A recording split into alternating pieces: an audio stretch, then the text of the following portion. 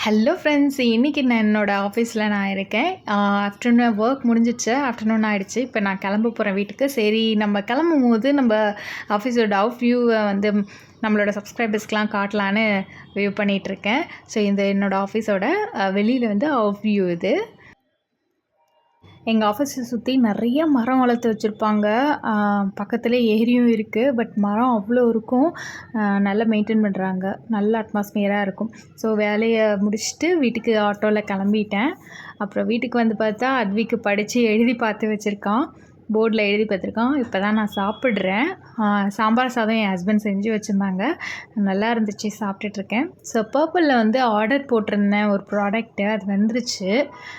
என்னென்னா ஹேருக்கு மேட்ரிக்ஸோட Opticare smooth straighter shampoos, conditioner, serum, இது மூணுமே நான் வாங்கியிருக்கேன். 1600 ருபீஸ் ஆஃபர் ப்ரைஸில்.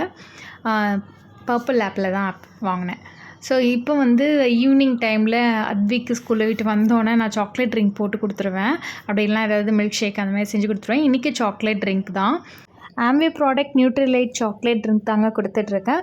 அப்புறம் ஸ்டவ் பக்கத்துலலாம் மர்சியாக இருந்துச்சு. எல்லாத்தையும் நல்லா தொடச்சிட்டு அப்புறம் எனக்கும் டீ போட்டுக்கிட்டேன். ஈவினிங் டைமில் கொஞ்சம் ஒரு டீ குடித்தா நல்லாயிருக்கும். டீ போட்டிருக்கேன்.